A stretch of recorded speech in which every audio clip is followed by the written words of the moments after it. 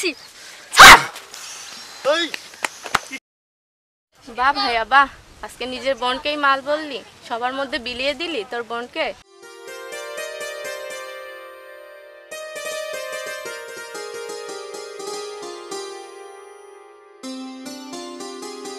পরের জায়গা পরের জমি ঘর বানাইয়া আমি রই আমি ব্রিটিশ আমলের গান করিস তুই এত পারিস, তুই একটা গা ধরিস। আচ্ছা ধরেন।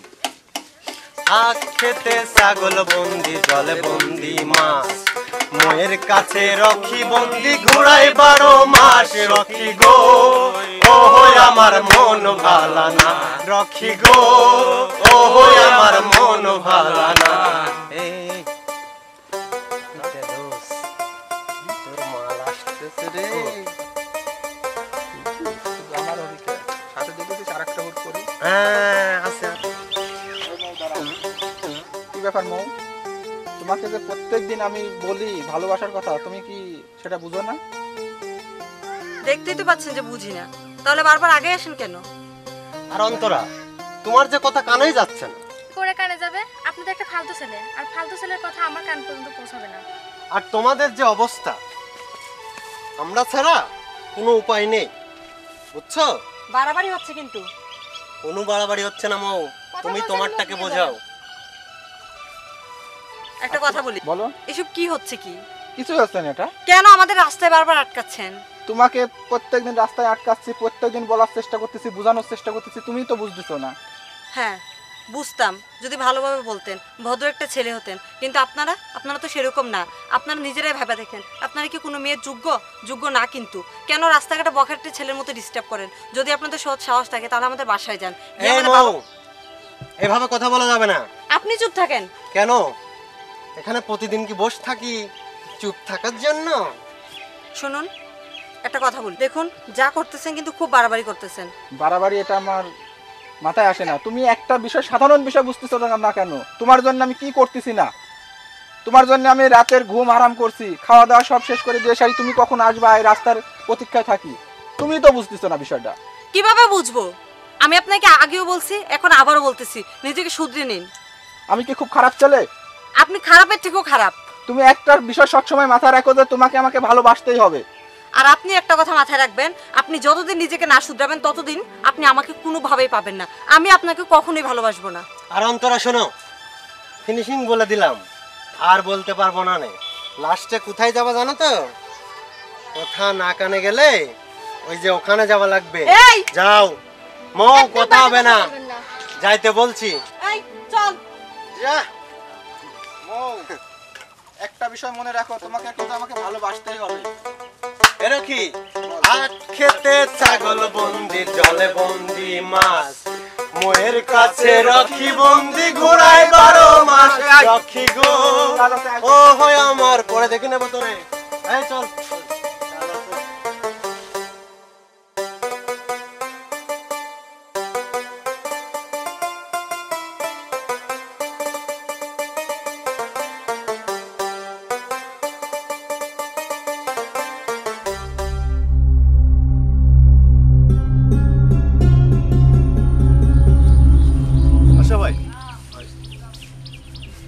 সারা দুনিয়াতে যে ভাইরাসগুলো আমাদের আক্রমণ করছে মানুষের উপরে, বুঝছেন? আসলে এর থেকে মুক্তির উপায়টা কি? আর আল্লাহ কোন কোন গজব আমাদের উপর নাজিল করছে? এখন এর থেকে বাঁচার একটাই উপায় ভাই, যে আল্লাহর কাছে আমরা ক্ষমা চাই। ঠিকই বলেছেন। আসলে আল্লাহ তাআলা আমাদের উপরে আসলেই নারাজ হয়েছে। নারাজ হয়ে এই ভাইরাসগুলো আমাদের পৃথিবীব্যাপী, সারা পৃথিবীব্যাপী এই ভাইরাস, কত সংখ্যক মানুষ মারা গেছে, সব শ্রেণীর মানুষ মারা গেছে, জানেন? আল্লাহর কাছে ক্ষমা চাইতে হবে, দোয়া করতে হবে যে আল্লাহ আমাদের এই ভাইরাস থেকে রক্ষা করো। এছাড়া আমার তো আর কোনো বুদ্ধি নেই, তো ওষুধও এখন পর্যন্ত তৈরি হয়নি। চলেন আজকে নামাজে যাই, আল্লাহর কাছে প্রার্থনা করে দোয়া করব সবার যেন এই ভাইরাসগুলো যেন সবার ইয়ের থেকে যেন আমাদের মুক্তি করে, না হলে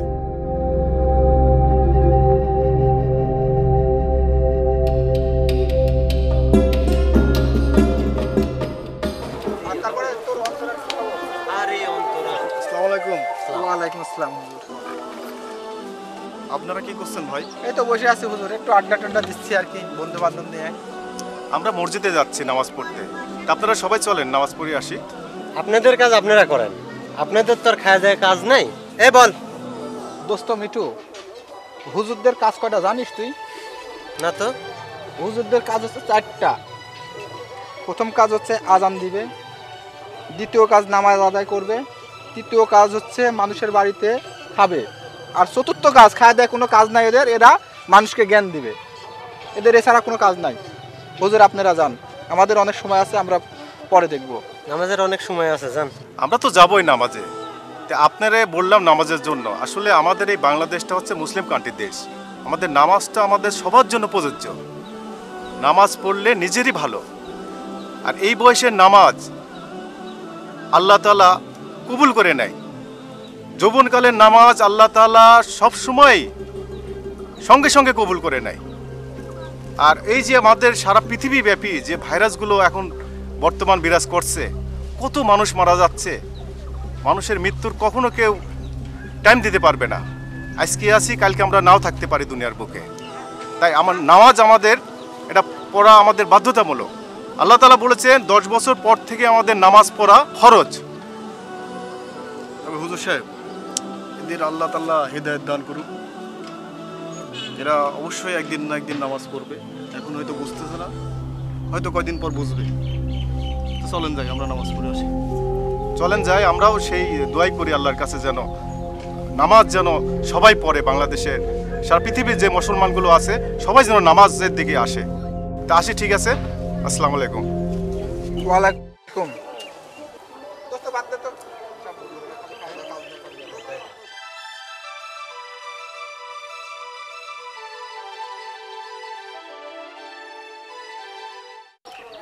এদের আর আচ্ছা দোস্ত বাদ দে, তোর অন্তর আর কি খবর? দেখা সাক্ষাৎ হয় কি? জানে পানি দিলি রে দোস্ত, ওর সঙ্গে দেখাই নাই অনেক দিন ধরে। আমার একলা পাওয়ার মতন। দেখ, চেষ্টা করে দেখ, পাইলেও পাইতে পারিস। ভাই, আপনার মনের আশা মনে হয় পূরণ হয়ে গেল। তোরা একা আসছে। কি বলিস? অন্তরাও একা, তুমিও একা, যা আসার চেষ্টা করো, কিছু করতে পারো নাকি? হ্যাঁ দোষ, কি বলিস? যা থাক, আমি বুঝিয়ে দিলাম। দেখছি। যা। খেলা পায়াসি হে চম্পালাইয়া যাবে কোথায়? খেলা পায়াসি হে চম্পালাইয়া যাবে কোথায়? যদি কে গিরিয়ার রাখবো। এসব হচ্ছে কি? কি হচ্ছে মানে?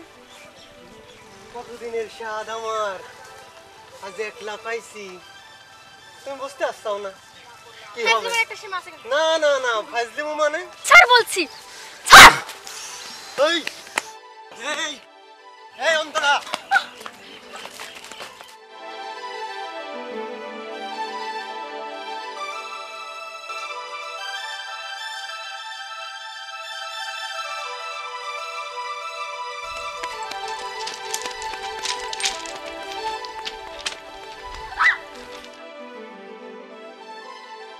আস্তাগফিরুল্লাহ, নাউযুবিল্লাহ, আস্তাগফিরুল্লাহ। আমাকে বাঁচান, মিঠু আমাকে তাড়া করছে। কে মিঠু?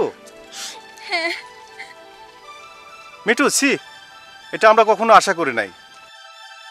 অন্তরা, তোকে আমি দেখি নেব, দুরাশার আর সময় পাই। এই মেয়ে, তোমার এই পোশাক কেন? আর তুমি একা একা কেনই বা তুমি এই রাস্তায় যে যাচ্ছ? তুমি তো জানোই কি যে এখানে কিছু বাজে পোলাপানেরা থাকে। তোমার এভাবে একা একা আসা তো ঠিক হয়নি। আর তোমার কাছ থেকে এটাও আশা করি নাই যে তুমি এই ড্রেস পরে তুমি এইসব ছেলেপেলের সামনে দিয়ে তুমি যাওয়া আসা করবা। তারা তো একটা কিছু করে বসতে পারে। মা, তুমি কি জানো পদ্মাশীল মেয়েরা হলো তোমার বাবার গৌরব, ভাইয়ের সম্মান, আর স্বামীর অহংকার, আর সন্তানের আদর্শ মা, আর জান্নাতের মা ফাতেমার সঙ্গী।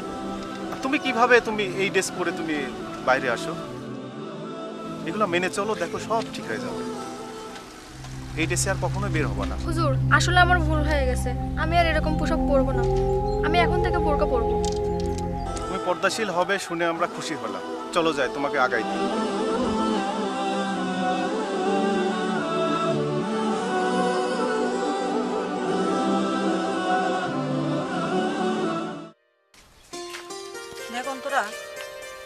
সুমনার ভাই যা শুরু করছে না তার সহ্য করার মতো না, ইদানিং আরো বেশি করতেছে। সুমনাকে বলা উচিত। হ্যাঁ, আমারও তাই মনে হচ্ছে। আর ওকে বলেই বা কি হবে? ও তো বলে ওর ভাই নাকি সাধু, ধোয়া তুলসী পাতা, ফেরেশতা, কিছুই বোঝে না।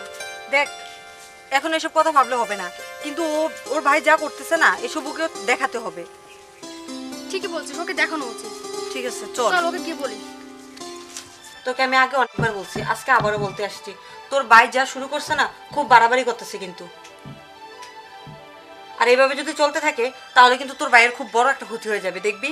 আমরা কিন্তু তোর ভাইকে ছেড়ে কথা বলবো না। কি বলিস? আমার ভাই এমন হইতেই পারে না। এমনটাই হয়েছে, আমি বিশ্বাস করি না। দেখ, তোর কিন্তু বিশ্বাস করাই লাগবে। আর যদি তোর বিশ্বাস না হয়, আর এজন্য আজকে তোর কাছে আসছি, তুই নিজের চোখে দেখবি। আচ্ছা তুই বোরকা পর, তোকে এখনই নিয়ে গিয়ে দেখাবো। আর শোন, তোর ভাই না এখন ওই যে রাস্তার মধ্যে দাঁড়িয়ে আছে, প্রত্যেকদিন আমরা আসার সময় দাঁড়িয়ে থাকবে, যাওয়ার সময় দাঁড়িয়ে থাকবে, আর খুব ডিস্টার্ব করে। এভাবে চলা যায় বল? তোরা যাই বলিস, আমি বিশ্বাস করি না। ঠিক আছে, তার জন্য তো নিয়ে যাওয়ার জন্য বলছি। ওঠ। আচ্ছা চলো রেডি হও। রেডি হও, যা। হৃদয়, মিঠু আসে নাকি এখনো? মিঠুর আসার তো সময় হয়ে গেছে, আসার কথা তো আসবে। এখন পর্যন্ত আসার কোনো নাম নাই। আর আমার ময়নাগুলো আসে না, আর ভালো লাগে না। মিঠুর আসার সময় হয়ে গেছে, মিঠু আসবে, এখনই আসবে মিঠু। দাঁড়া, ওইটা 3 জন আসছে।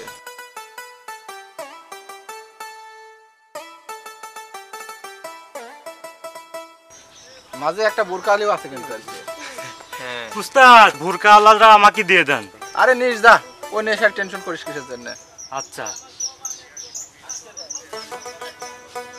আজ তোর ভাইয়ের কীর্তিকলাপগুলো তোকে নিজের চোখে দেখাবো। আমরা বলে তোর বিশ্বাস করতি না। ওই দেখ কিভাবে বখাটে ছেলেপেলের মতো মোটরসাইকেলের উপর বসে আছে। চল আমার সাথে। দাঁড়াও, বিষয় এটা কি? তুমি জানো না তোমার জন্য আমি প্রত্যেকদিন রাস্তায় অপেক্ষা করে থাকি, তুমি কখন আসবা? তোমার আসতে এত লেট কেন?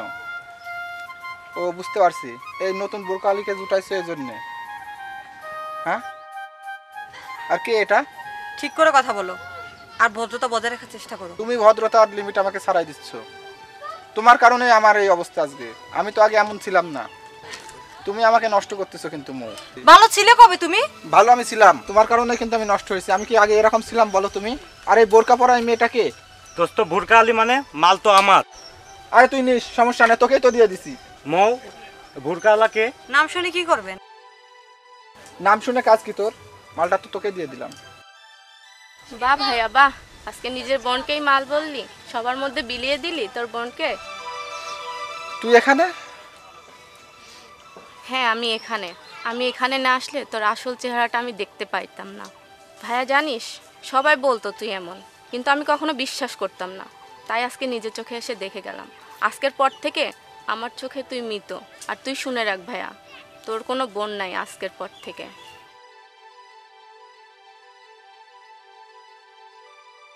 মন খারাপ কিসের জন্য? নিজের বোন সামনে দাঁড়াইছে বলে?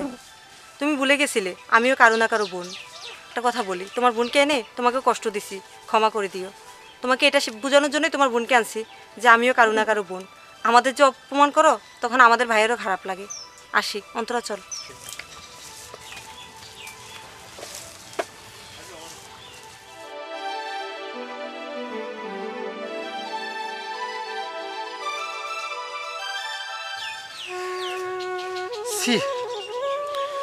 আমি কি করলাম এটা?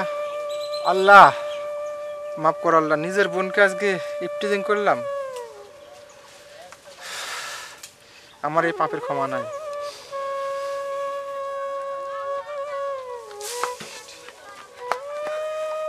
দোস্ত, মিঠু ভাই তো আমার সাথে আসতে লাগছিল, আসতে লাগে গাড়ি অ্যাক্সিডেন্ট করে মারা গেছে। কি বলতেছিস তুই এটা? হ্যাঁ। এ তোরা আয়।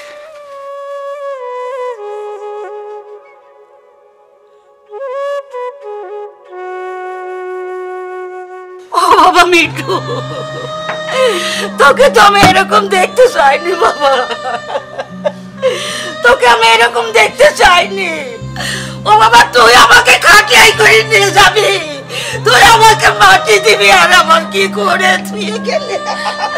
ও বাবা, তুই যে এরকম হবে আমি আগে চিন্তা করতে পারিনি।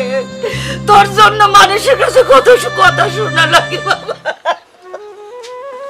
ও মা আমি কি নিয়ে থাকবো মা, আমি কি নিয়ে যার থাকবো? কেউ নাই তার আল্লাহ আছে। আপনি আপনার ছেলের জন্য দোয়া করেন আন্টি। তোমাদের যদি কিছু বলে থাকে আমার ছেলে তোমরা মাফ করে দিও মা। আন্টি এভাবে বলবেন না আন্টি। তোমরা মাফ করে দিও। ও বাবা কি হয়ে গেল আমার? তুই আর আমি কত দুষ্টামি করছি বন্ধু, আর তুই আমাকে রেখে সেরিয়ে এবার চলে গেলি। আমি এখন কাকে নিয়ে দুষ্টামি করবো বন্ধু?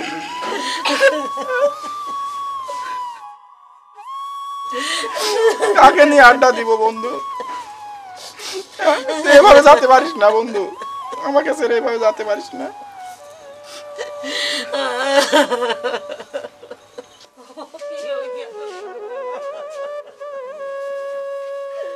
ও বাবা আমি তো কি করবি বাবা? ও বাবা আমি কাকে নিয়ে থাকবো? আমার ছেলে কোথায় যাবে? আমি কি নিয়ে থাকবো? আমি তো এটা চাইনি।